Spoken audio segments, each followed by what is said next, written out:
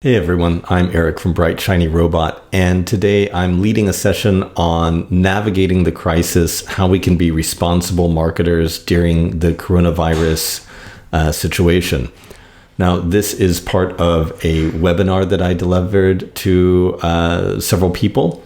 What you're going to see here is the front part of that webinar. I'm not going to share the entire thing where we had a Q&A at the end because I want to preserve people's privacy and the confidentiality of the questions that they asked, but I am going to give you the points that I shared up front about how your company can, first off, help reduce the uncertainty around what's going on right now, and some other strategies that you can use during this time to make sure that your marketing not only helps your company, but also helps you build trust for the long term. If after this is done, you want to schedule an appointment to speak with me, please do that because we can have a one-on-one discussion and I might be able to help you more directly that way as well. So thank you and please enjoy. Let me give you the agenda for this. First, I'll tell you kind of my cringeworthy, almost career-ending story from 2004. Then we'll talk a little bit about where we are now, the trends in marketing right now that we're seeing, some general guidelines, and then there will be time for discussion and Q&A. And like I said, the discussion and Q&A will not be recorded. Okay, so what happened back in 2004? I was working for an organization in Washington, D.C., and we were trying to raise money for political candidates. And then right after Christmas, this happened. The 2004 tsunami was the deadliest earthquake and tsunami in history up to this point. Greatly affected Indonesia, but also several other countries around the world. With hundreds of thousands of deaths. And at this point, I was 23 years old and I had a lot of pressure to do my job and to raise money. But nobody wanted to give money to political candidates at this point. All of the fundraising was going toward this catastrophe, this natural disaster. So what happened? Well, I had the brilliant idea of a campaign for our organization where the basic message was this: our fight is also important. So keep us in mind too when you're donating. This has to be the single worst idea that I've ever had. I mean, you've seen this video. I'm sure that several of my bosses were thinking the same thing when I recommended this as well. But in the end, the campaign didn't go through and my career didn't end. There's a few reasons for that. First off, it was back in 2004. Facebook wasn't even fully publicly launched yet, so we didn't have social media. Second of all, we didn't have the current cancel culture and call out culture that we do now. And third, and most importantly, I had really good bosses who told me I was an idiot to begin with, and they stopped me from doing something really stupid. So I've obviously learned quite a bit since then, since 2004. But I'm seeing quite a few companies now making similar mistakes with really tone-deaf marketing campaigns now in 2020 amid coronavirus. So the reason I'm sharing this story is to help make sure that other companies don't make the same mistake that I almost made that probably would have ended my career. So what have I done in the 15 years since I almost made that terrible mistake? I've worked at a number of big agencies and worked for a number of multinationals. I've also worked with and for a number of startups, doing work that ranges from marketing to advertising to crisis communication. And one of the reasons that I wanted to host this is because I have quite a bit of experience with crisis communication, but I think that that's something that startups especially don't get a lot of access to. So a few things that I've worked on, I've worked with a manufacturer who had an employee or several employees actually die at a factory. I've worked with an electronics company that had a phone battery explode and allegedly kill the owner of that phone. Proven later that that's not actually what happened, but we still had to deal with the fallout of that. I worked with a household goods company whose product allegedly sickened thousands of people and killed over 100. And I also worked with a platform company whose CEO is a certifiable asshole and lied to governments around the world and ultimately had his company banned in a number of countries around the world. You might know which company I'm talking about already. So what's different right now during the coronavirus or COVID-19 crisis? Instead of working with companies that have done something wrong, now we're seeing that this virus has a greater impact. It's almost universal. Everyone is seeing problems based on this. There's also greater uncertainty. We don't know when this is going to be over. It's not a one-time event. It's not a corporation apologizing for something that they've already done. It's something that's ongoing and will continue to affect people for quite a long time. We don't know when. We don't know how badly. And finally, companies are affected by this. People are affected by this. But it's not a company's fault that this is happening. So companies have to respond in a different way. They can't just simply make things better by apologizing very profusely, making some donations, that kind of thing. They have to write it out. And that's very scary because it means that there's a total lack of control for companies. So where are we right now? I'm sure a lot of you have already seen the news, but just for a quick summary, and I'll go through this very quickly. Stock markets are down. They've had some of the worst weeks in stock losses in history. US unemployment numbers announced last week are the worst ever. Flights are way down. The airline industry says that they are on the verge of collapse. OECD has downgraded growth forecasts as well. And I think that these are going to continue to be downgraded, and you'll see that in a second. So here we go. Goldman has slashed forecasts for the next quarter, 34% GDP contraction in the US.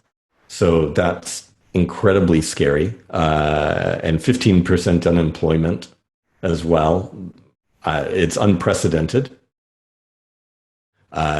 If you are selling frozen orange juice, then you're doing well right now. That's going up. Apparently, toilet paper sales are also through the roof. I'll skip this one. And I spoke with an investor earlier this week, and here's what he said. I'm advising all of my portfolio companies to conserve cash and focus solely on retaining existing customer relationships, unless they're selling goods and services that are basic necessities. However, on the other side of this, that's all very pessimistic information. But I think that, like I said, there's a lot of uncertainty here. So things could get better in the second half of the year. And here's another quote. On the bright side, some analysts are forecasting a recovery as early as the third quarter of 2020. A variety of factors such as government stimulus, consumer confidence, and the number of COVID-19 cases will play into this timeline. So while there's a lot of doom and gloom out there, the main thing that we need to keep in mind is that there's a lot of uncertainty. And uncertainty and psychology are what are going to drive either the lack of an economic recovery, the economic contraction, or that are going to drive the economy forward. One thing that's for sure, no question about it, is that people feel uncertain. They need to be reassured. And in a few minutes, we'll talk about some strategies that you can use as a company to make people feel more reassured and that you can use during this time responsibly, ethically, and transparently. So what what are we seeing as some marketing trends, and also what do we as a group think is acceptable? That's what I'd like to cover next. So first off, this was huge news. WPP, the largest advertising holding company in the world, has reduced salaries, frozen salaries at lower levels, frozen their hiring, reassessed freelancer costs. So this company in particular, they deal with a lot of consumer goods. They deal with a lot of advertising on television. They're pulling way back, and they're expecting to see their revenue shrink considerably based on this news that we're seeing. If we look at how other companies are responding, though, it's not quite as bad. For example, a lot of the PR companies see this as an opportunity. BCW, Burson Cohen Wolf, formerly Burson Marsteller, the place where I got my start, has on the very front of their website here a call to action on helping companies communicate properly during the COVID crisis. So helping them understand what they need to do in order to weather this crisis and continue to deal with their customers during this time. Edelman, the largest independent PR firm in the world, is doing the same. And they're publishing a lot of thought leadership materials around this right now, trying to help companies deal with this uncertainty. Then on Facebook, we're seeing a lot of advertising that we have to wonder, is this the right way of doing things? And the examples I'll show you just come from me scrolling through my feed. I didn't go searching far and wide. I didn't look up a list of good or bad advertisements. These are just me scrolling through my Facebook feed. So here's a company that helps you monitor employees while they're working remotely. But the video in this ad really makes it seem like employees can't be trusted at all. He's dancing, he's doing some other crazy stuff in this video. But we have to ask ourselves and look at this kind of video. Is this kind of ad acceptable during this time? Is it a good use of marketing? Is it a bad use of marketing? And is it going to make people trust us more once this starts to wrap up, or even during the crisis when we continue to have to sell our products? So that's one thing to consider. I don't want to provide an answer. I want you to consider it for yourself and also discuss it with people in your circle. Here's another guy who's a Facebook advertising guru or something like that. And he's got this ridiculous video that really makes light of the situation and talks about what an opportunity it is. It really rings hollow to me. And I think it's a matter of time before this ad gets banned for being really insensitive to the Facebook community or just the world in general. This one I actually reported to Facebook's advertising department because it's for a Kickstarter campaign for a product using ionization technology to help fight coronavirus. Totally unproven.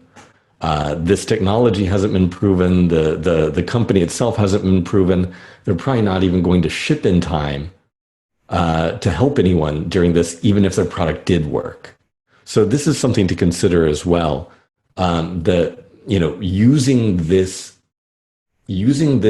current situation in order to sell your products in an unethical way is something that people will not forgive you for later on. Now, on the other side of that, if your product is already developed and you're able to use it in a way that does help people, then by all means do that. Ryan, if you don't mind me sharing your story a little bit, we talked the other day, Ryan has a gallery app. It's an app called DMT Space that lets you create immersive virtual art galleries. And right now, all the art galleries around the world are closed. So one thing that Ryan is doing is reaching out to gallery owners to see if he can get more of them to use his app right now to put their galleries online because it's something that people actually do need. It's something that will actually benefit the world by keeping people from going crazy while they're at home and allow them to still enjoy art in a natural way while they're at home. So again, there are bad uses like this product over here that's on your screen right now, and then there are good uses as well. And then there's even this Facebook ad that some of you might have seen, or this Facebook promotion. I mean, is this an ethical use of advertising? Am I just trying to promote my service by putting this here, or is this something that's allowed because it's helping us have a discussion about what's good and what's bad, and that will actually help some people? I want to give you some basic guidelines quickly that you can follow that should help you, but I want this to go very quickly so we can get into our discussion and that we all have time to talk. Okay, so what should our marketing look like? And like I said at the beginning of this discussion, I've done this a lot for big companies that have screwed up and have needed to apologize for things. But this is the first time I, or really any of us, have been facing this sort of a global situation where we have to reassess what do you do when you're not at fault, but it's certainly affecting you. So first, the first thing I would say is you need to acknowledge the situation. It would be really awkward if you don't acknowledge what's going on and you just kind of pretend it doesn't exist. I don't think that people will respond well to that, and it makes it seem like you're out of date and out of touch. You don't need to necessarily be direct and say, "Oh my God, it's coronavirus. What do we do?" Or "Here, this is going to help you with coronavirus." It doesn't have to be that direct, but you can still find ways of acknowledging that we're in a time of uncertainty, that people are feeling uncertain, and find ways of talking to them in a way that is very human and demonstrates empathy. The next point. As business leaders, as marketers, as companies, you need to show that we're all in this together, and you need to follow the golden rule: do unto others as you would do to them, as you would have them do to you. So, be transparent, don't lie, don't try to mislead people, and be empathetic. And then the final one is to be transparent, to update people regularly, and to never lie. I mean, you might be able to get some advantage right now from being dishonest, but in the long run, this is not going to help you. In the long run, if you're dishonest, it's going to hurt you, it's going to erode trust, and you probably won't be able to build up that trust again very easily. Let me try to make this even more direct, though. This is kind of a general guideline, but what are some action items that you can actually take starting today, especially if you haven't done anything to change your marketing or your approach to the public yet in the face of COVID-19? So the very first step is to plan. Don't immediately do something unless you've taken time to put pen to paper and actually thought through what your strategy is going to be. Otherwise, it's going to seem scattershot. And like I said, right now, people are already uncertain. So if your message changes day to day and it doesn't seem consistent, people are going to get confused and people are going to lose trust in you. So you need to clearly think through your messages. You need to clearly think through what you want to say. And even more importantly, you want to think about the best way to say it. Don't just go with whatever comes off the top of your head. Because again, you need to make sure that your messaging is consistent so that you are saying the same thing in the same way each time. The second thing is you need to start communicating with people. And I think that really comes from the CEO level whenever possible. So if you have customers already, if you're a startup that's post-launch and you have customers, you need to first off email your customers and let them know what's going on with your company. Are they still able to get the same level of service as before? Are they still able to use the service right now? If they need to have a meeting, what does that look like? How do you facilitate that? For your most important customers, don't just email them. Pick up the phone and call them. I've had kind of a negative interaction with one of the companies that I'm working with right now, who I'm paying right now because I've tried to get in touch with them several times and they keep on tossing me around to different people and I can't get someone on the phone. It's very disconcerting during a time like this. Also, remember I said to be empathetic and to be human. Just check in on people. If you have important customers, it's worth taking the time to just check in on them as people, ask how their families are doing, ask how they're doing. And if there's anything that you can do to support them, do that. It's not just, being a good business person. It's about being a good person. I think you also need to talk about your continuity plan, your business continuity plan.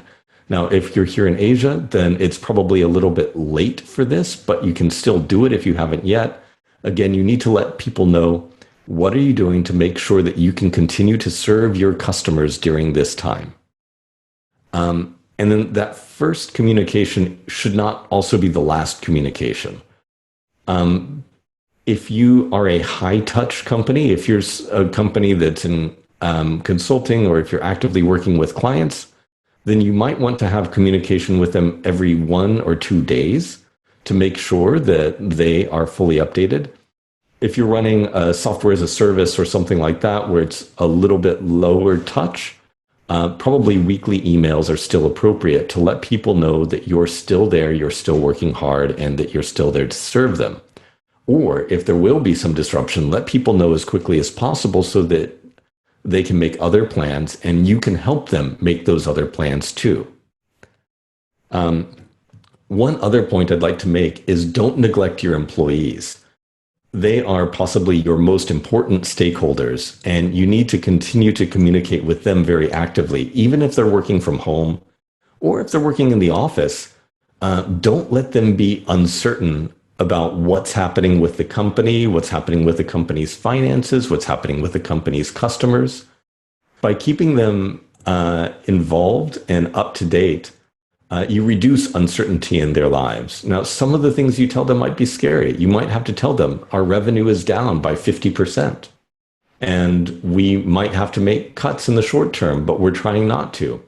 Scary, yes, but these people are adults or you wouldn't have hired them. And you need to be honest and forthright with them. Then, okay, so the first step was to plan, and the second step was to communicate. And then the third step is actually to plan more and communicate more. The crisis is not going to be over tomorrow. We don't know when it's going to be over. And that, as I mentioned many times already, is creating a lot of uncertainty. So continue to keep people up to date. Your customers, your investors, your employees. Keep everyone up to date, communicate regularly so that you're not adding to the uncertainty.